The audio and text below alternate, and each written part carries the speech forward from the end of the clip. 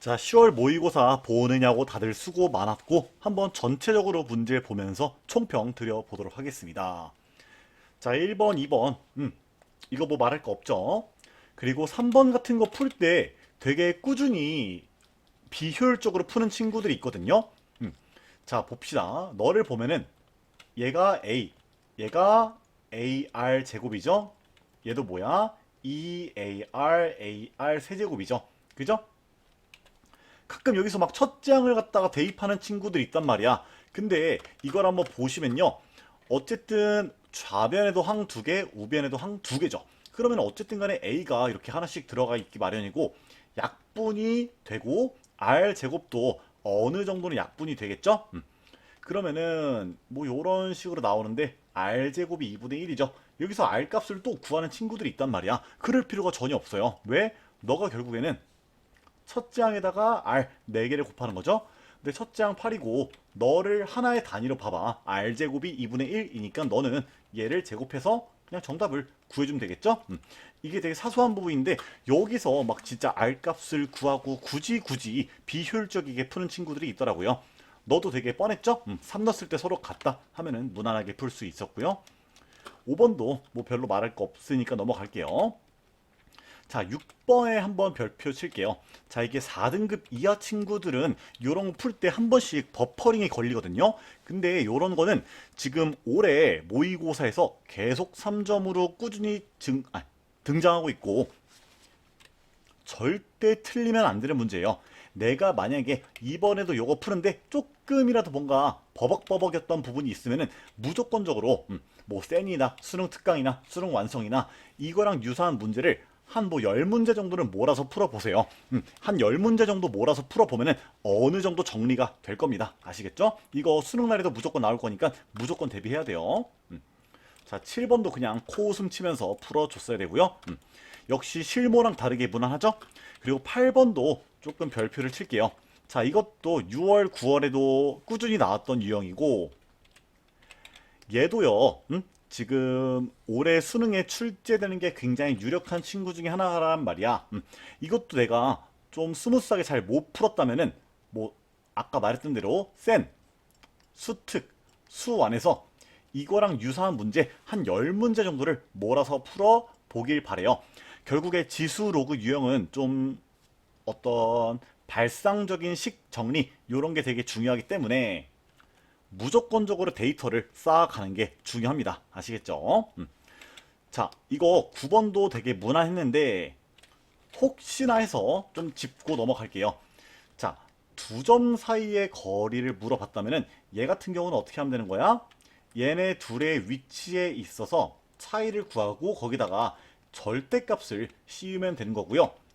어떤 점 P가 뭐 T 콜 A에서 T 콜 B까지 움직인 거리, 어떤 점을 갖다가 놓고 걔가 움직인 거리를 물어본다면은 너 같은 경우는 A부터 B까지 너에 대한 속도 그래프에다가 절대값을 씌우고 적분한 거다.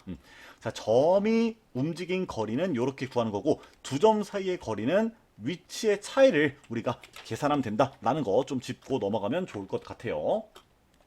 자, 10번 같은 경우도 그냥 뭐 처음에는 뭐 y는 b를 여기다가 대충 그어 놓고 뭐 요런 식으로 그려 볼 수 있겠죠? 근데 이렇게 해보니까 x축이랑 오직 한 점에서 만나질 않네. 아, 그러면은 x축과 한 점에서 만나려면은 결국에 b가 너의 이 사인 앞에 붙어 있는 개수랑 똑같아야 되겠다라는 것도 우리가 인지해 볼 수가 있겠죠.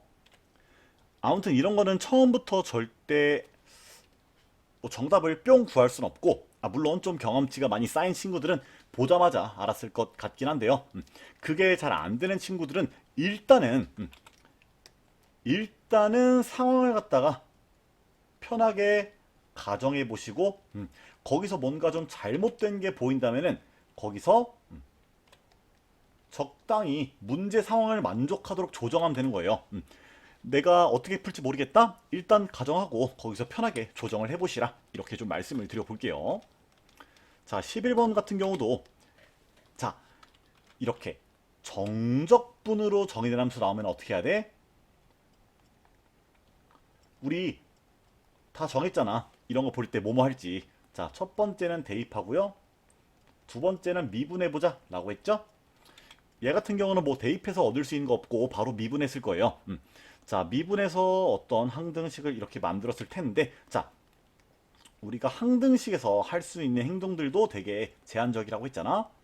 자, 대입, 미분, 적분, 그리고 만약에 항등식인데 다함수가 같이 엮여 나왔다? 이러면은 뭐까지 생각해야 돼? 양변의 개수 비교까지 자연스럽게 생각할 줄 알아야겠다. 요것만 할 줄 알아도 되게 무난하게 풀 수 있던 문제였어요. 한번 이거 잘 못했던 친구들은 반성하고 다시 해보세요.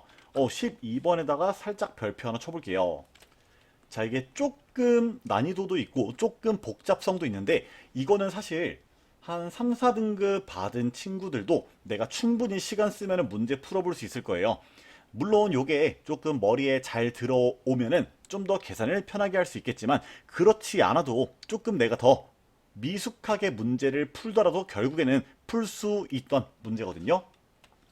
만약에 내가 실제로 요거 푸는데 조금 풀이가 꼬여서 공간을 이렇게 많이 썼어. 그러면 어떻게 하면 되는 거야? 우리 모의고사 표지 있지, 표지. 모의고사 표지를 펴. 그거 엄청 크거든요. 거기에다가 조금 이렇게 공간을 넉넉하게 문제를 풀면은 훨씬 더 잘 풀 수 있을 거예요. 자, 물론 이거를 되게 효율적인 풀이로 푸는 것도 2차적으로는 중요하지만 1차적으로는 내가 어떻게든 좀 비효율적인 풀이로라도 풀 수 있는 능력을 갖춰야 된다. 이거 같은 경우는 그래서 최대한 해설 보지 말고 스스로 먼저 풀어보는 거를 강력 추천드리겠습니다. 아시겠죠? 요거까지는 저는 맞춰줘야 된다고 생각해요. 수요일 같은 경우는 결국에는 뭔가 좀 귀찮고 복잡할 뿐이지 어떤 뭐 반뜨기는 발상이 있어야만 푸는 게 아니란 말이야. 그래서 내가 2등급을 받고 싶다, 3등급을 받고 싶다 하는 학생들은 어떻게든 맞춰야 되는 단원이에요. 자, 그다음 13번도 조금 낯설었죠? 이게 차함수가 나와서 이것도 얘에서 얘를 뺀 함수를 그려야 되나 싶은데 뭔가 그게 잘 안 된다라는 거를 다들 문제 풀다가 느꼈을 거예요. 뭔가 이런 식으로 문제 풀다가 내가 원래 알던 거랑 좀 다른데 하면은 무조건 한번 넘어가는 게 좋아요. 저 같은 경우는 문제 푸는 거 1회독 할 때는 그냥 보자마자 풀이가 떠오르는 거는 풀고 그렇지 않으면은 웬만하면 넘기는 편입니다. 이게 결국에는 시간적인 여유가 있을 때 내가 좀 더 생각도 잘할 수 있는 거거든요. 아시겠죠? 자, 이거는 힌트를 드려보자면은 그냥 차함수를 우리가 만들어서 풀 수 있는 그런 문제는 아니었어요. 그럼 어떻게 해야 돼? 그럼 어떻게 해야 돼? 그냥 조금 정직하게 가야겠죠? 결국에는 문제에서 제시된 모든 조건들을 맛있게 이용하면서 내가 배운 걸 바탕으로 너를 갖다가 어떻게 표현할지 한번 고민해 보시길 바래요. 너 역시도 조금 돌아가면 계산량이 많을 수 있는데 그럼에도 불구하고 무조건 풀 수는 있습니다. 가장 중요한 거는 주어진 조건을 모두 이용하는 거예요. 사실 일반적인 참수로서 문제를 풀 수 있었다면은 여기서 제시되지 않았어야 될 조건들이 좀 많거든요. 그리고 우리 요런 거 해석도 결국엔 잘해야 쥐수 로그 함수에서 좀 고난도 유형으로 나와도 문제를 잘 풀 수 있거든요. 어떤 기울기랑 그리고 길이가 주어졌을 때 얘를 갖다가 좌표에 대한 관계로 환산한 연습 미숙한 친구들은 꼭 요 문제 오답하면서 확실하게 정리해 두시길 바랄게요. 그리고 14번이 저는 조금 또 어려웠던 것 같아요. 저도 처음에 요게 조금 계산이 꼬여서 처음 풀었을 때는 계산이 잘 안 되고 문제가 잘 안 풀려서 뛰어 넘어갔다가 다시 돌아왔습니다. 자, 여기서도 결국에는 주어진 조건을 어떻게 하면 모두 사용할 수 있을까? 항상 수학 문제 풀 때 잘 안 풀리면은 내가 주어진 조건을 어떻게 하면 모두 빠짐없이 잘 사용할 수 있을지를 머리를 굴려보면 좋아요. 이게 올해 6월이랑 9월에는 도형 문제가 되게 좀 쉽게 나와서 자연스럽게 학생들이 9월부터 수능 사이에 도형을 조금 열심히 안 풀 거거든요. 근데 도형 같은 경우에는 수능날에 얼마든지 다시 어렵게 나올 수가 있고요. 꼭 삼각함수의 활용이 아니더라도 함수의 극한 쪽에서도 우리가 도형이랑 엮어서 문제를 낼 수 있기 때문에 도형을 다루는 기본적인 센스는 우리가 무조건 갖춰줘야 됩니다. 9월이 쉽게 나왔다고 수능 때도 도형이 쉽게 나올 이유가 전혀 없어요. 아시겠죠? 자, 15번에서도 좀 얘기를 하고 싶은 게 저는 되게 괜찮았던 문제 같은데 15번 치고는 조금 쉽지 않았나 라는 생각이 듭니다. 결국에는 어떤 수학 2에서 킬러 문제를 풀 때는 우리가 뭐를 갖다가 봐야 되냐, 어떤 의심되는 지점 혹은 어떤 좀 특이한 지점들, 결국에 수학 2에서 얘기할 수 있는 의심되는 지점 혹은 특이한 지점이 그렇게 많지 않거든요. 요게 어딜까라는 생각으로 우리가 머리를 굴려봐야 돼요. 자, 어떻게 하면은 요런 조건이 나올까? 어떻게 하면은 요런 조건이 나올까? 이걸 갖다가 머리를 굴려보면서 조금 특이한 지점들을 중심으로 우리가 생각을 천천히 해 나가면은 충분히 풀 수 있었을 것 같고요. 사실 수능날에 요게 나온다면은 15번으로 나온다면은 조금 쉬운 편이라고 생각을 하고, 이것보다는 조금 쉽게 만들어서 14번이랑 21번 정도에 나오면 적절하지 않을까 싶습니다. 자, 16번에서 또 조심할 거 좀 말씀을 드릴게요. 자, 항상 이렇게 로그 방부등식 나오면은 무조건 뭐 해야 돼? 무조건적으로 우리가 진수가 0보다 크다는 거를 먼저 체크를 해야 돼요. 이거 분명히 매번 강조하는데 거기서 조금 안일하게 생각했다가 틀리는 친구들 매년 수능에 한 명씩은 나옵니다. 절대 이런 실수하지 않도록 합시다. 17번도 너무 무난했죠? 자, 그리고 18번 같은 것도 우리가 조금 조심해야 되는데, 이거 3월에도 이런 거 실수했던 친구들이 많단 말이야.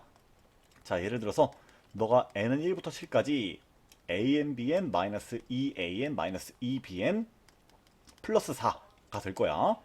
이거를 시그마를 분배할 때 뭐를 갖다 조심해야 돼? 바로 얘를 여기다가 분배할 때는 그냥 4가 아니라 28로 나온다 라는 거를 꼭 좀 조심해야 돼요. 만약에 내가 3월에도 이걸 틀렸는데 10월에도 비슷한 느낌으로 틀렸다? 정말 정말 혼나야 됩니다. 수능이 아니어서 감사합니다 하면서 꼭 오답 노트 빡세게 적어 보시길 바래요. 19번도 좀 굉장히 쉬웠죠? 완전 쌤보다도 조금 쉬웠다 생각하고요. 넘어갈게요. 자, 20번도 조금 낯설죠? 요게 저는 너무 좋았던 문제 같아요. 요즘 수능 혹은 평가원에서 나오는 문제의 트렌드가 뭔가 전형적인 문제가 나오기보다는 되게 좀 신선하고 낯선 상황을 제시를 함으로써 우리한테 결국에는 생각하고 사고하는 능력을 물어보게끔 출제가 되고 있거든요. 자, 이것도 되게 낯설 거야. 근데 잘 생각해보면은 이 문제 전체에 있는 미지수가 두 개밖에 없어. t랑 2의 a승. 결국에는 미지수가 두 개이기 때문에 우리가 식 두 개를 어떻게든 잘 만들고 이 두 개를 갖다가 어떻게든 잘 연립하면 풀 수 있던 문제예요. 이것도 아까 했던 거랑 마찬가지로 상황이 대체 어떻게 되는지 좀 낯설 수 있는데, 그럴 때는 무조건 어떻게 하는 게 좋다? 상황을 갖다가 일단 어떻게든 가정해 보세요. 그리고 나서 뭔가 잘 상황이 안 떨어진다 그러면은 그 내가 가정했던 상황을 바탕으로 조정해서 문제에 맞는 상황을 만들면 되는 거예요. 아시겠죠? 자, 조금 이것도 난이도 있던 문항 같고요. 21번으로 넘어가 볼게요. 자, 21번도 저는 이번에 출제된 시험지에서 가장 좋았던 문제라고 생각을 합니다. 결국에는 어떤 극한을 갖다가 만났을 때 우리가 생각해야 될 거는, 자, 첫 번째는 어떤 0분의 0 꼴이고요. 두 번째는 극한 값과 관련된 부분이죠. 이 두 개를 갖다가 골고루 우리가 생각할 수 있어야 된단 말이야. 결국에 한 21번이나 22번 정도 혹은 15번 정도로 넘어오게 되면은 우리가 어떤 조건 빠지는 거 없이 빠짐없이 확실하게 다 고려해야만 문제를 풀 수 있거든요. 자, 이것도 어떤 조건들을 나열하고 나서 그 조건들을 그냥 뭐 단순히 나열하고 그거를 이용하는데 조금 더 넘어서서 얘네들을 바탕으로 우리가 추가적으로 추론할 수 있는 부분이 뭔지를 생각을 잘 할 줄 알아야 된다라는 거를 생각하면서 스스로 다시 풀어보면 좋을 것 같습니다. 자, 그리고 이것도 도형이랑 마찬가지로 6월과 9월에서 되게 수열의 귀납법 문제들이 쉽게 나왔어. 아, 당연하게 수능에는 22번에 무조건 지수로 함수 나올 거다 라고 하지 마세요. 절대 그렇지 않고 귀납법으로 또 나올 수도 있습니다. 자, 평가원에서는 역사적으로 이전을 갖다 되돌아봤을 때 통수를 친 적이 굉장히 많아요. 왜? 통수 그냥 살짝이라도 톡 때리면은 맞고 다들 쓰러지거든. 6월과 9월에 수열의 귀납법 문제가 되게 쉽게 나와서 다들 이쪽에서 힘을 쭉 빼고 있을 거란 말이야. 자, 물론 수능 때 안 나오면은 좋겠지만 그러다가 수능 때 나와서 틀리면은 여러분 손해예요. 그런 거를 갖다가 조금 이 교육청에서도 대비하라고 줬던 문제가 아닐까 싶고, 너 같은 경우는 사실 문제 세팅은 그렇게 어렵지 않은데 조금 복잡했죠? 한번 이것도 넓은 공간에 차근차근 풀면서 연습해 보시길 바랄게요. 자, 그리고 확통으로 넘어갈 건데요. 자, 확통은 전반적으로 어땠어요? 전반적으로 정말 쉬웠습니다. 자, 확통 선택한 친구들한테 제가 당부에 말씀드리고 싶은 게, 자, 공통 풀다가 확통 풀 시간 없어서 우리가 조금 더, 아이고, 네, 누가 갑자기 와버렸네요. 네, 뭔 얘기하고 있었지? 아, 뭔 얘기했는지 기억났다. 가끔 공통 푸는데 정신 팔려서 확통을 되게 적은 시간 동안 푸는 친구거든요. 절대 그러면 안 되고요. 확통 같은 경우에는 수능 날에도 그렇게 어렵지 않게 출제될 거기 때문에 우리가 적어도 30분 남은 시점에는 확통을 먼저 도전을 하고 그 이외에 남은 시간에 공통을 도전하는 게 맞습니다. 왜? 확통은 쉬워서 맞출 가능성이 무조건적으로 더 높으니까요. 아시겠죠? 아무튼 제 학생 중에서도 확통을 잘하는 편인데 이번에 좀 확통에 시간 못 써서 틀렸다는 친구가 있어서 아쉬운 마음에 말해봤습니다. 자, 한번 리뷰해 볼게요.